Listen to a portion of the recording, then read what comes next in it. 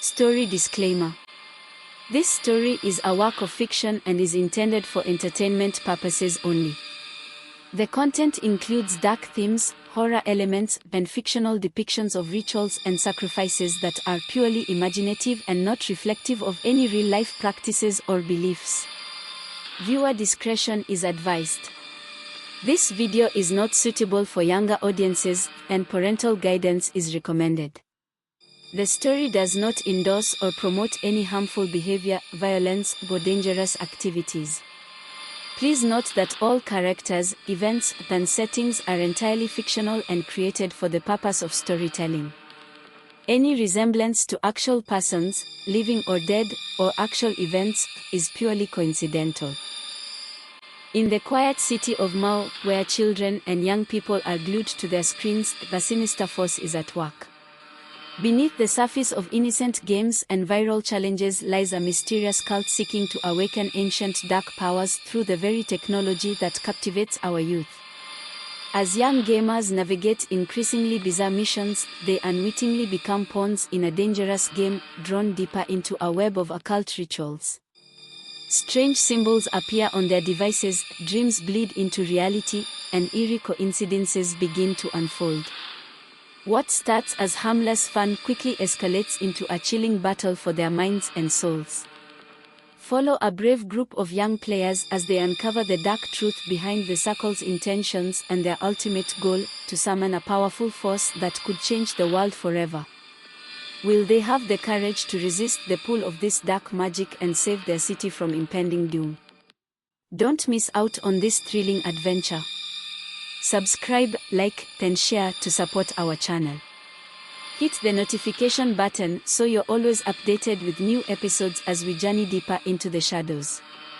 Will you dare to join us? In the quiet city of Mao, the days had grown still. Once vibrant streets, filled with the laughter of children playing under the sun, were now eerily silent. It wasn't the rain or the heat that kept them indoors, it was something far more elusive. From the youngest children to teenagers, their attention had shifted, absorbed entirely by the glowing screens of their phones and tablets. Whether walking, eating, or even sitting in school, they were constantly locked in, lost in the seemingly endless stream of games, apps, and social media. Parents, initially concerned, gradually accepted it as part of the times. It's just how things are now, they told themselves. After all, technology was the future, then games were harmless fun. But beneath the surface of this digital playground, something darker was taking root. A mysterious group known only as the Circle of Shadows was slowly infiltrating the very games and apps that children used daily. No one noticed the subtle changes at first. Popular games, ones that every child in Mao played, began to introduce new challenges. Seemingly innocent, these in-game tasks asked players to do simple things, solve a puzzle, complete a mission, or beat a high score. But behind each of these tasks, something sinister was being activated. The Circle of Shadows had found a way to manipulate the games, embedding codes and symbols deep within the layers of code. What appeared as simple fun was actually a gateway into a dark web of occult rituals. The Circle of Shadows wasn't merely recruiting followers, they were targeting the most vulnerable, children and young people. Slowly, they were drawing them into something far more sinister, using their addiction to technology as a means of control. Every completed level, every accepted challenge, was a step deeper into the cult's web. And in Mao, almost no one realized what was happening. Not yet.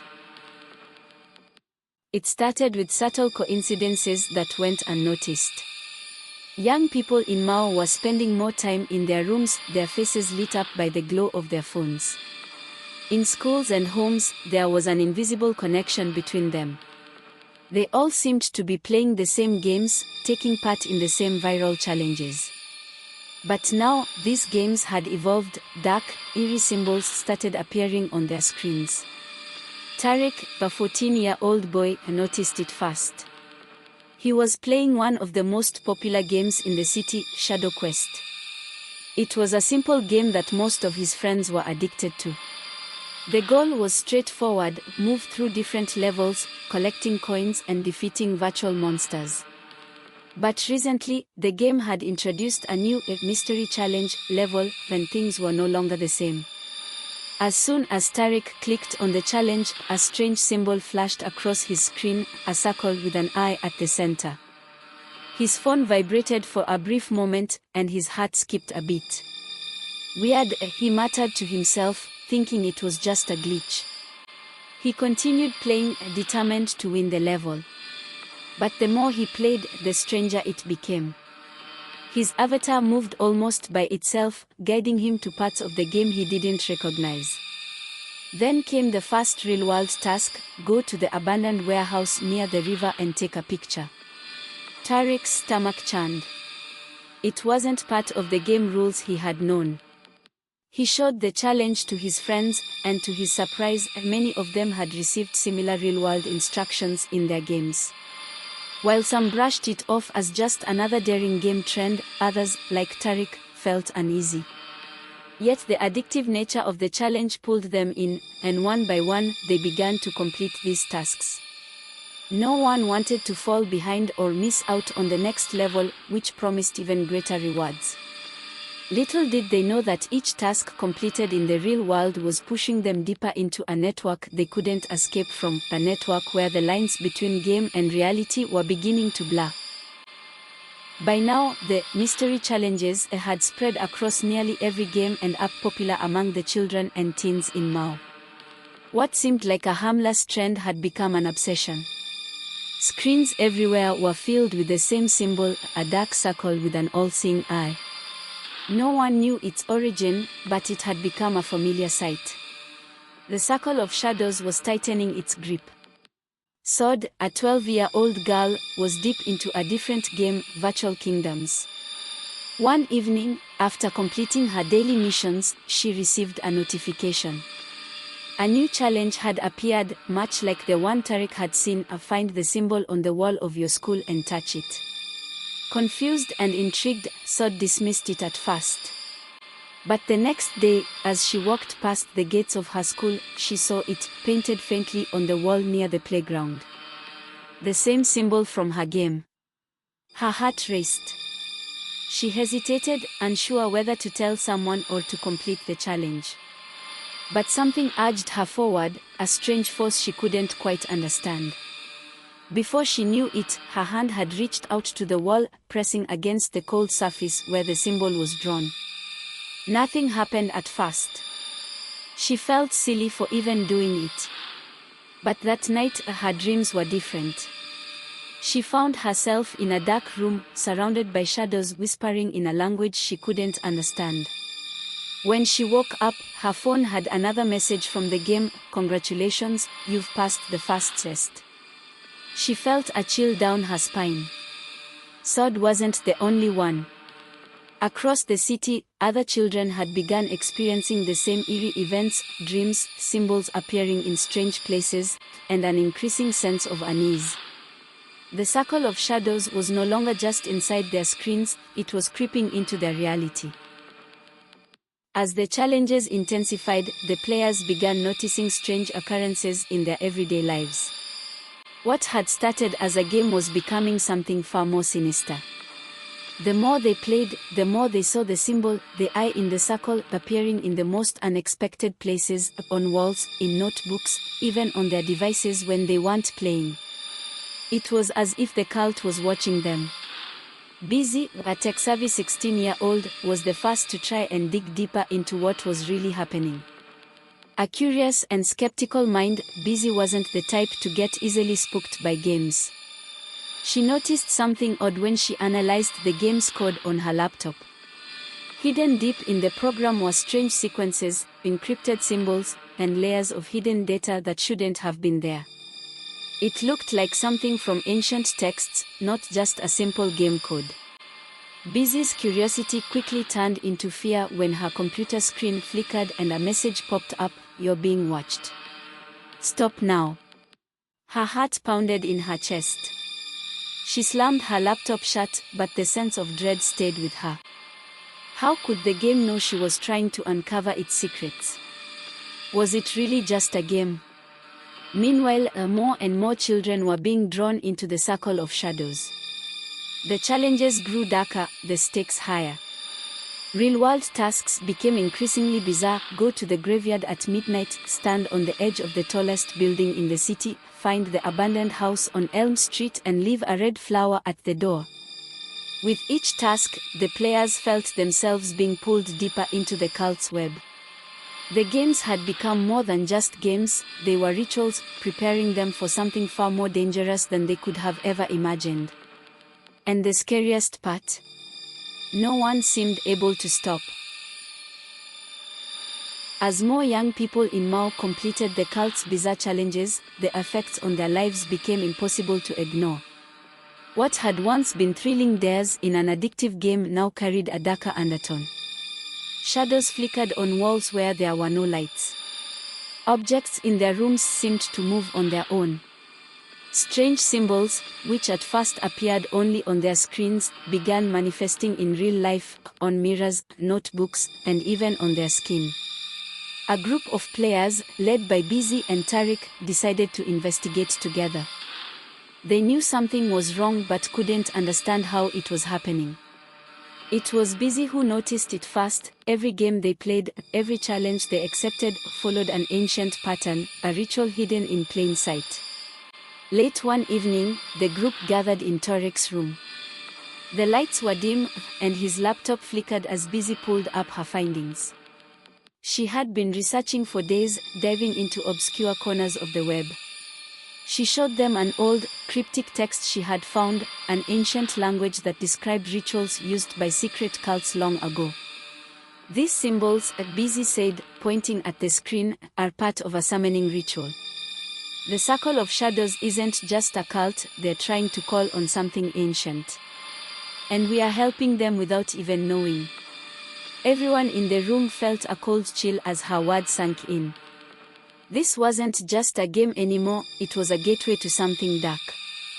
But what made it worse was that they had unknowingly played a role in it. With every challenge they completed, they were fueling the ritual, one step closer to awakening whatever the cult had hidden in the shadows. Suddenly, Sada's phone buzzed. She picked it up, only to see a new challenge: complete the final ritual at the old train station. The message was followed by a countdown timer, 12 hours. Sod felt a cold sweat break out on her forehead. "I'm not doing this," she whispered, but her fingers trembled as she stared at the screen. It felt like something, or someone, was compelling her to act. Every one of them knew the same was true for them. The farther they had gone into the game, the more control the cult seemed to have over their actions. As the countdown continued, strange things started happening to the group.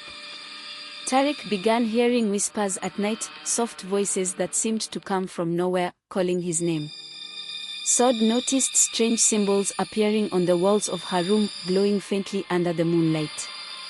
Busy, who had tried to hack the game again, found that her computer now refused to turn on.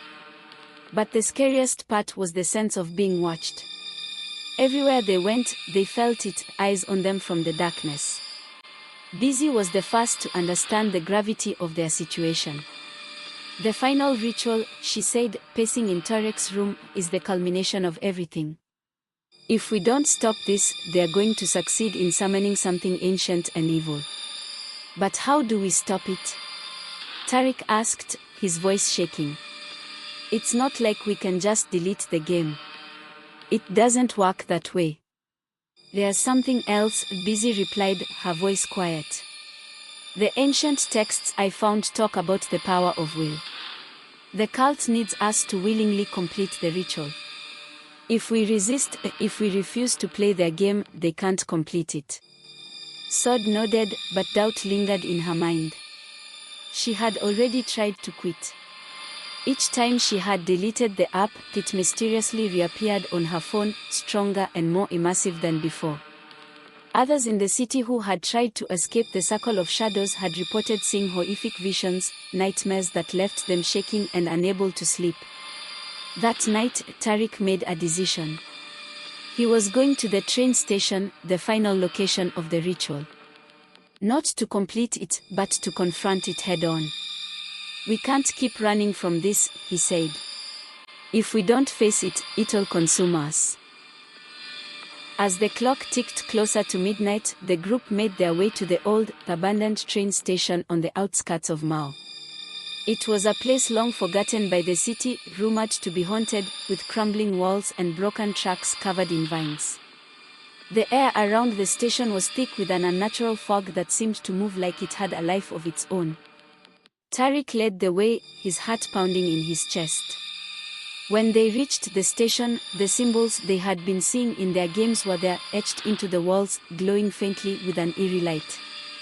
And at the center of it all, a large circular symbol on the floor, the same one that had appeared in their games over and over again. "This is it," Busy whispered, her voice barely audible. The final challenge appeared on their phones: complete the circle. For a moment, none of them moved. They could feel it, the presence of something dark, waiting just beyond the veil of reality.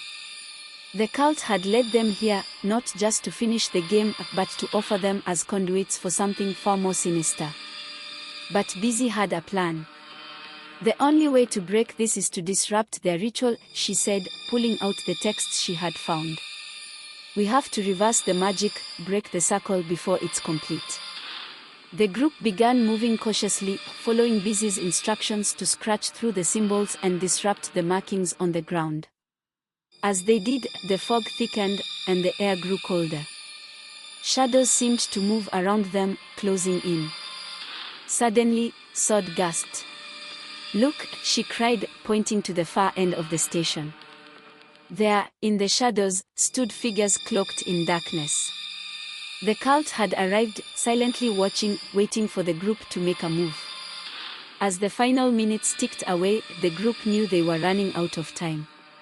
They had to stop the ritual, but the circle of shadows wasn't going to let them go without a fight. The figures in the shadows remained still, their presence suffocating. It was clear to Busy, Tariq, and the others that the circle of shadows wasn't just a digital entity, they were real, and they were here to ensure that the ritual was completed. The group huddled closer, whispering frantically as they continued scratching through the symbols. But each time they managed to deface one, another seemed to reappear, glowing more brightly than before. The circle pulsed with energy, and the air around them seemed to hum with power. "We can't stop it," Tariq shouted, panic rising in his voice. "No matter what we do, the symbols come back." Busy, drenched in sweat and fear, shook her head. "No. We can't give up. We just need to disrupt their focus. The cult feeds off our fear. If we stay strong, we can weaken their control." The fog thickened around them, but just as things seemed hopeless, a crackling sound filled the air. Tariq turned to see his phone light up again, but this time, the screen was different. A message flashed: "Resist. Break the connection." Without thinking, he swiped up. His fingers trembled as another message appeared: "Destroy the source. The symbol of power must be severed." It dawned on him. The cult's power was coming from the large circular symbol at the center of the station, the one they had all seen on their screens. That was the true anchor of the dark magic. "We have to destroy that," Tariq shouted, pointing to the center of the room. "It's the source of their power." The group acted quickly, sprinting to the center of the station. The circular symbol etched into the floor pulsed with a dark, almost hypnotic energy. Busy, heart pounding in her chest, grabbed a piece of broken metal from the debris and, without hesitation, slammed it into the ground. A deafening crack echoed through the station as the symbol shattered. Immediately, the air shifted. The oppressive fog began to lift, and the glowing symbols on the walls dimmed. For a brief moment, it felt as though they had won. But the celebration was short-lived. The figures in the shadows stepped forward, their hoods revealing faces that were pale and featureless. A cold wind rushed through the station, and an eerie, distorted chant began to fill the air.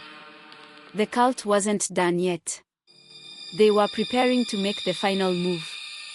"They are trying to finish the ritual," Busy shouted, her voice barely audible over the rising wind. Tariq looked around desperately.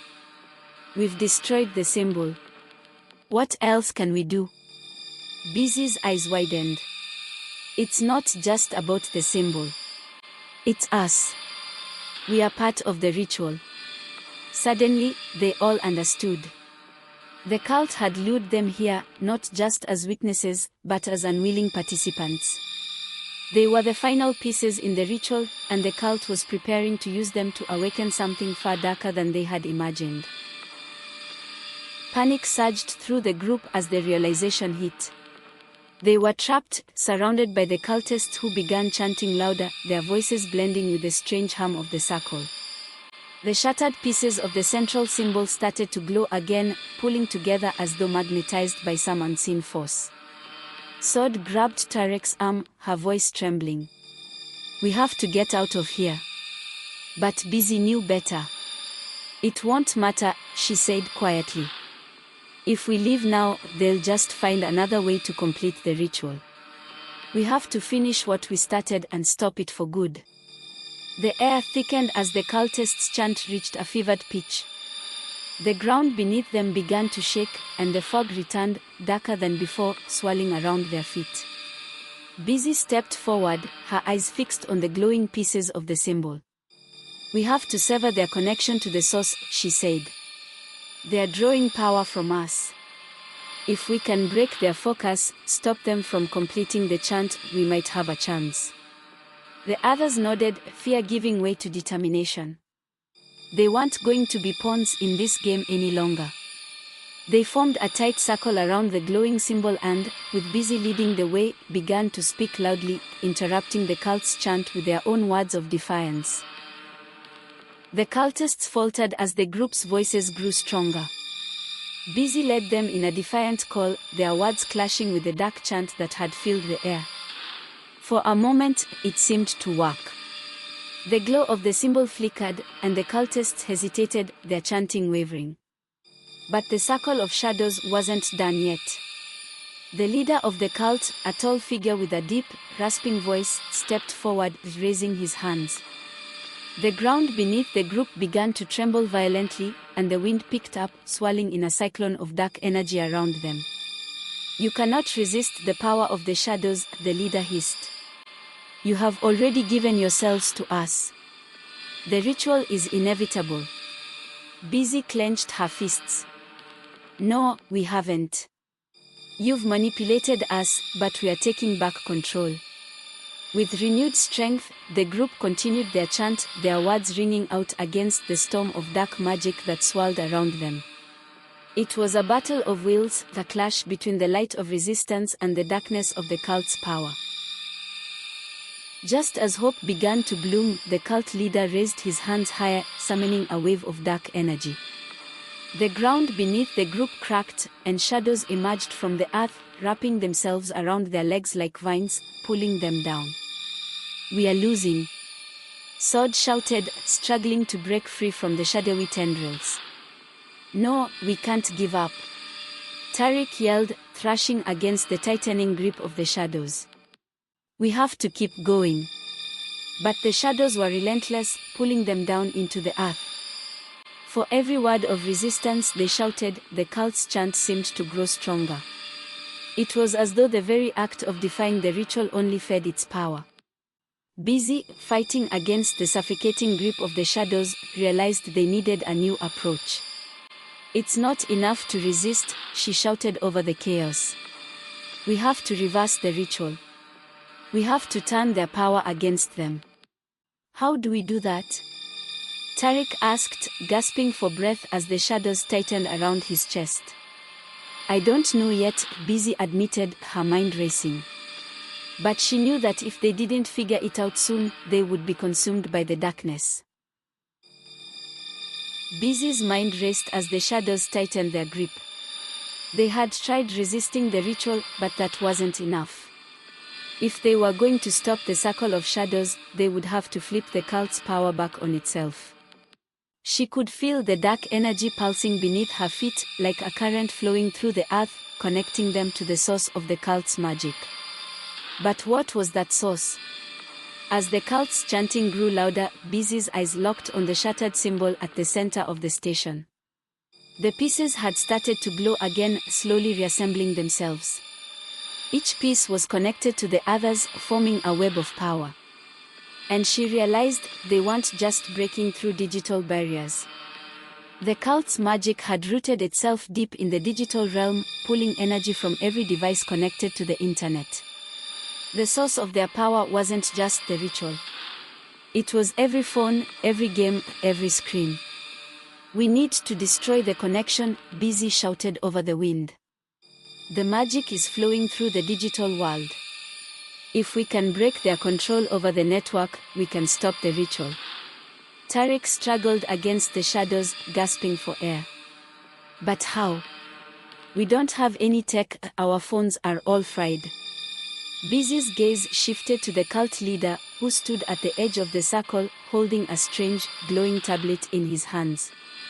The device crackled with dark energy, the source of their control over the digital world. "That tablet," she whispered. "That's the key." The tablet in the cult leader's hands seemed to pulse with life. It was unlike any device Busy had ever seen. Its screen flickered with strange, shifting symbols, and the air around it seemed to shimmer with dark energy. This was more than just a tablet. It was a conduit, a tool the cult used to channel their magic through the digital world. "If we destroy it," Busy said, her voice trembling, "we can sever their connection to the digital realm. It's the only way to stop them." Tarek nodded, though his face was pale with fear. "But how do we get it?" The cultists were closing in, their chants reaching a fevered pitch. The shadows around the group tightened, pulling them closer to the ground. They were running out of time. Busy took a deep breath, her heart pounding. "I'll create a distraction." "You grab the tablet." "What?" Tarek's eyes widened. "That's suicide. We don't have a choice." Busy shot back. "If we don't stop them now, the ritual will be complete, and we'll all be lost." Before Tarek could protest, Busy threw herself forward, breaking free from the shadows. She darted toward the cult leader, shouting at the top of her lungs. "Hey! Over here!" The cult leader's head snapped toward her, his eyes glowing with dark energy. He raised his hand, summoning a wave of shadowy tendrils to lash out at her. Busy dodged, barely avoiding the attack as she sprinted toward the center of the room. Tarek seized the opportunity. While the cult leader was distracted, he lunged forward, grabbing the glowing tablet from the leader's grasp. For a moment, time seemed to freeze. The cult leader's eyes widened in shock as Tarek held the tablet in his hands, its dark energy crackling between his fingers. With the tablet in his hands, Tarek could feel the raw power surging through it. It was like holding a live wire, his entire body buzzed with energy, his mind swimming with strange visions. For a moment, he felt the pull of the cult's magic, whispering in his ear, urging him to complete the ritual, to embrace the power. But he fought it.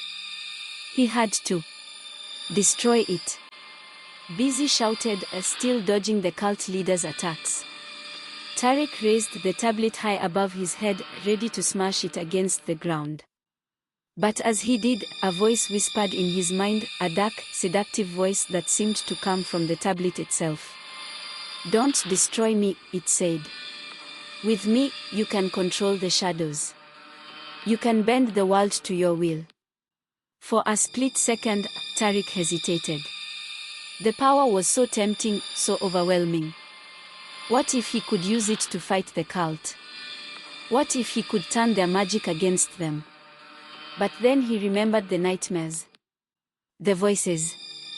The way the game had manipulated them all, pushing them closer and closer to the brink of madness. "No," he whispered, shaking his head. "I won't let you control me." With a shout of defiance, Tarek brought the tablet crashing down onto the ground. It shattered into pieces, releasing a burst of dark energy that rippled through the air. The cult leader screamed in rage, his chant faltering as the connection to the digital world was severed. With the tablet crushed down onto the ground by Tariq, is the battle really over? Let's find out on the next episode. Please join us.